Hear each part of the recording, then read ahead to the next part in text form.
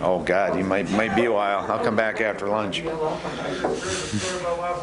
Yeah, well, we can start there. Funny game. But, Funny game. we're headed to Wisconsin this weekend. So it's the second half of the Big Ten schedule. We've now played everybody once.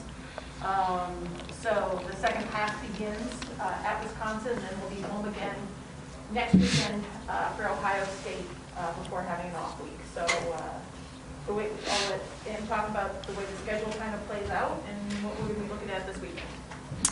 Yeah, just a quick recap on last weekend. Obviously, result-wise, didn't go the way we wanted, and Minnesota played real well. Good hockey team, and I think we, probably listened to Coach Izzo enough. I think a couple areas that kind of failed us this weekend is defensively. We needed to be better, and then that starts right from, not as much in zone. Although Friday a couple times that kind of let us down. I think our transitional defense wasn't very good either night, and then turnovers, especially Friday night, were an issue. And then Saturday night we got into a game where we were actually, I thought, playing really well, and guys threw a lot on the table and bounced back from Friday, and we're up 3-1, and we blow a defensive zone coverage. It's 3-2, but still real manageable. And the game was fine. And we weren't play a team like that. Don't think that it's going to be 6-1 and going to be an easy game. But then we proceed to score one on our own goal to tie it up at 3, and then one deflects in off of us to make it 4-3, and I think, from a mentality standpoint, that was a little deflating for the guys, and you got to battle through that, and then they get the next one, and I think Neil was, when they brought it up on Saturday night, it was 5 minutes of the game there where things went a little south, and it's sometimes more mentally than physically tough to respond to that. So I was looking for a little bit more pushback, but hey, those are things we gotta go through and learn. And Minnesota makes it hard. They're the enemy gets a vote, as we say. So there's some things that hopefully we learned, and you go through a season, and there are inflection points in a season, and hopefully this is one of them where we have to understand the commitment that you have to play the whole 200 feet, the commitment that you have to play 60 minutes, and you have to do it really well. And the way we are as a team, we need everybody on board doing that. And if not, then we're gonna we're gonna be in trouble, and just rely on our goalies. So hey, we'll move forward. We'll have guys had some good rest. We'll have a real good meeting today and get ourselves ready for Wisconsin. Coach, you talk about earlier this season Pierce's mentality when he got a few starts and was able to perform pretty well. I imagine for him it might have been pretty tough to put up, 54 saves and still not get the result you wanted. How do you kind of walk him through being like, hey, 54 saves is good. That's the kind of stuff that we want. Yeah, I think we talk a lot about it. Is just I think you need to be, as a good athlete and as a good team, you have to be ruthlessly introspective, and you have to be able to look at that and be an adult and be a mature athlete and say, hey, and the team has to do the same thing. Sometimes you play really well, as Coach was saying, and the other goalie stands on his head, and you get done with it and you say, hey, we should have won. We didn't, and that's the way it is. You have to assess that game the same way you assess a game where you win and you don't play very well. And then that happens too. Sometimes you sneak one out and you're like, yeah, we didn't deserve that. But, and those kind of even out at the end. But you still need to, your after action report, your Mondays, you still have to go through it and understand where you're at. And I think Pierce is good with that. I think his mentality as a goalie is outstanding, and it's got a lot of the earmarks of a guy that can play at a high level for a long time, God willing, and talent and work and all that has to go into it. But he has to look back at it, hey, the point is to win. You got to be disappointed. Your job, like Jack Morris used to give up one run less than the guy that he's pitching against. That's what you're supposed to do as a goalie. So regardless, you want to take that hard and you want to be a competitor. I think he does. But you also have to look at that he played a pretty clean game. He was pretty good. And, we, like I said, we scored 2 on him ourselves.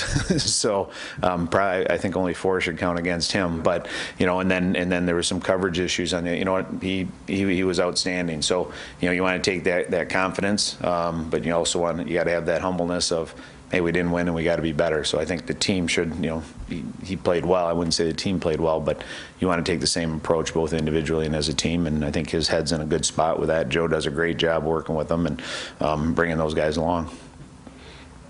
You spent a fair bit of time in the penalty box relative to Minnesota, and I know 2-0. You still have the 2-1 lead after the period, and I'm not sure if that was a good penalty or a bad penalty or anything, but I'm just wondering where you are on that, and are taking too many penalties, is that part of the issue? Yeah, I think, Saturday it was. I don't think this season, there's always times when you go to every coach, there's bad penalties. I mean, the one they took, Minnesota doesn't take a lot of penalties. The one they took wasn't a very good penalty either. I mean, our guy was trying to forecheck and they pop him in the head and he's skating by. That's not a good penalty.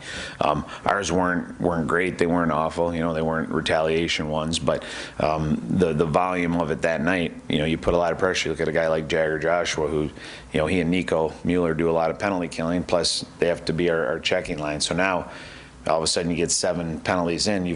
Those guys have probably killed close to 8 minutes of those. So, there's 8 minutes of stress time that could be half of that, and it drains energy and it takes away from you. They're trying to check Ben Meyer's line, and they were fine for the first 38 minutes of the game. They did a heck of a job, and so it does detract from that, and then it also takes your guys into your regular rhythm that now they're not getting the regular shifts. So it cuts back on that. So yeah, it definitely affects you, and it affects the team mentality where then you're like, oh geez, we got to kill another penalty. So I don't think up the season so far, yeah, we've had moments with some dumb penalties, and that's hockey, but I don't think they were egregious penalties that we took, but yeah, the timing of it and the volume of them was definitely not advantageous for us. And I think that had an effect on the third period for sure. Yeah, never mind how it affects Minnesota. That's not your concern. But what does it say about the world you live in, where an NHL team can just pluck a regular player off the roster and take him away from the team in the middle of the season? Yeah, it's it's not a good thing, and it's not a good look, and it's a weird thing with hockey, the way we're set up, and that could happen at any time of the season. It could happen before your first game. It could happen before the NCAA championship or like this, and it's a tough thing, and you want to say the right things for the players, and I get it. And he's you get a chance, I guess, but that's hard. I think in my at least perfect world, I think there would be something where you can't leave in this situation until the season's over. Once the season starts, it seems like there would be some off-limit things. There is some rules between major, junior, and the NHL, and maybe it's time that we look between the NCAA and College Hockey Inc. has a good say with the NHL and have some kind of agreement, because we don't even have a minor leagues. It's not like you can go to your club team and pull a goalie in. Their classes have started. They can't go out and bring a guy in halfway through the year either, because you're past the point when you can really do that. So, and even if you do, you're not replacing that guy. So it's probably something that needs a little bit of reflection, a little bit of attention, and sometimes when it's something big like this that happens to a really good team, and I don't feel bad for too many things for other teams. We're all going through injuries and losses and dealing with things, but this one I do for Coach Motzko and the team. That's a tough thing to go through. But you know what? I think they're a guy that they're going to have playing is a pretty darn good goalie. I've seen enough of him that he's not bad, and they'll keep moving forward. They have no choice, right? You wish it had happened 4 days earlier? No, I don't. That doesn't. Hey, you got to play who you're going to play, and if we'd have played better, it shouldn't have made a difference. We scored 3 on Saturday night, and with a pretty uneven effort towards the second half of the game. So that's the way it goes. Dan, freshman Jesse Tucker has been very good at setting up goals from behind the net and done stuff. What's he done so well this year as a freshman, and what do you see from him in the future? Yeah, what I like from him, and hopefully it's kind of contagious. I think he's got a little bit of swagger and a lot of belief in his game, and he's done a tremendous job. And he's always had that from day one, but I think his conditioning and his attention to some details, there's some things that he can still do a lot better, and he'll get better at it. So he's kind of worked. He's always had good hands and good vision, but like I said, I think his conditioning has really enabled him to play at a high level and play lots of minutes, which is good. I think he's extremely coachable, and we talk a lot about that. Your biggest ability should be your coachability, and he takes it in the right way. And a lot of guys they'll take, you can take it as a compliment or criticism when a coach spends some time with you. And I think he takes it as a challenge and a compliment. And and you'll say, hey, in this situation, this you have to be this way, or you have to be this hard, or you have to have this angle at that, and your stick has to be here. He just smiles and says, all right, and he goes out and either does it or tries to do it and adds that to his game. So those are the kind of things you like to see. But he's a good hockey player, and he does see the ice real well. He'll start scoring some more because he does shoot the puck a decent amount. But no, he's been real effective for us. Really, I think he gained a lot of confidence through the power play. And kind of for freshmen, you got to find somewhere where, hey, I do this really well, and I'm doing this really well in the Big Ten. That'll translate to the rest of your game, and I think Gucciardi's found a little bit of that. And I think Tanner Kelly hasn't put pucks on or points up yet, but I think he's finding that his energy and momentum can be contagious and can be effective within a team. So you got to find that, and I think Jesse has, and he's playing really good hockey right now. Dan, with Josh Naylor sort of slipping down the lineup chart recently, what sort of conversations have you had with him, and what do you sort of want to see from him in terms of being able to get back that larger role that he's had? Yeah, the easy conversation is players decide ice time. Everybody thinks coaches decide ice time. It's players that decide ice time, and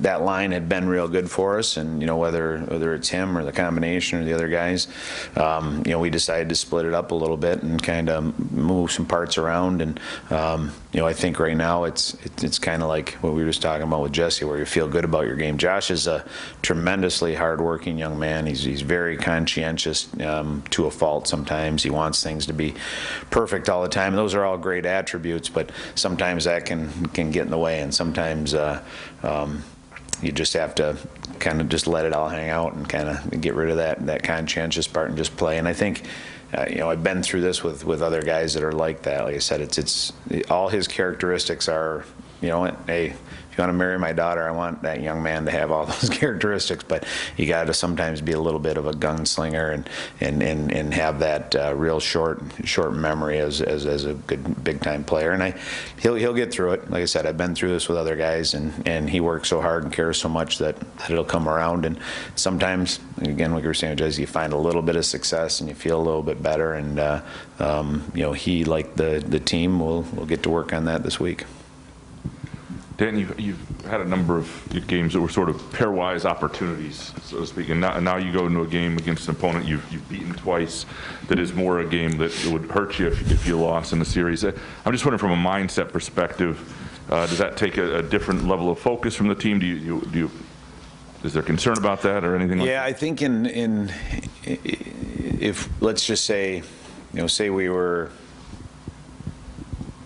16-8 right now, or you know what I mean, and say we're easy top 10 in the pairwise, I think it would. I think you're right. We've had some challenges. We had Notre Dame, which was a good pairwise mover for us. We had Western and Tech, and then we come in with another top 10 team with Minnesota. So there was an opportunity to move there. Now, if we'd have gone 5-1 or 6-0 in those games, then this would have been, I guess, what do you call them in other sports? They always talk about a trap game, but I don't think that should be the case at all, regardless of what our scores were against them earlier in the year.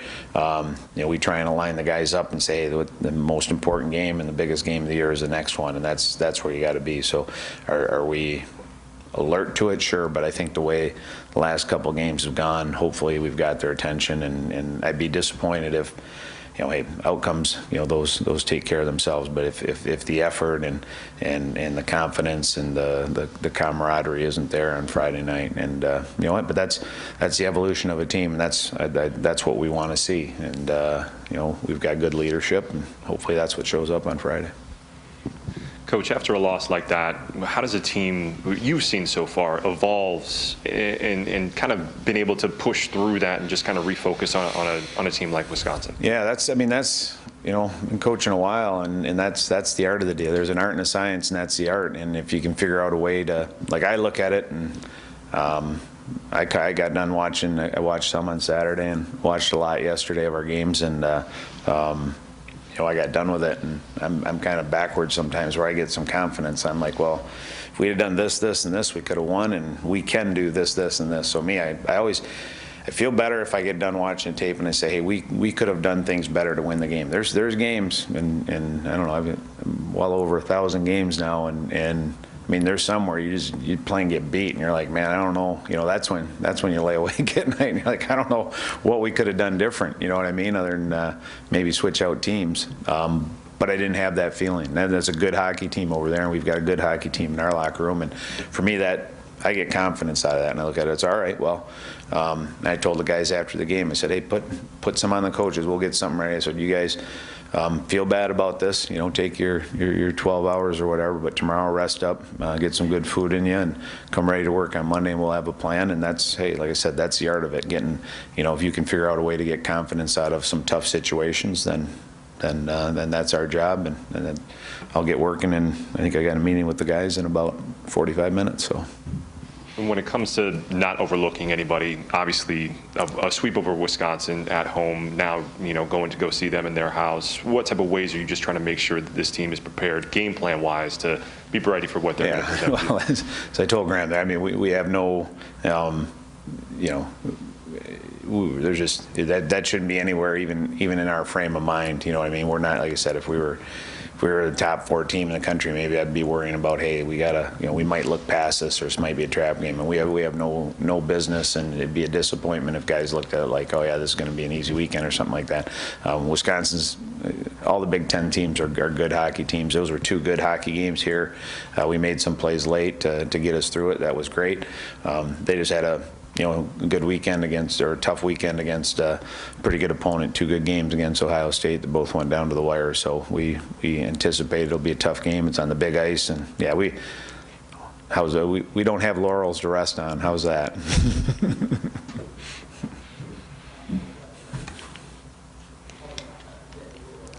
You guys got her? Appreciate it. Thank you. No COVID questions. Thank you. Appreciate it.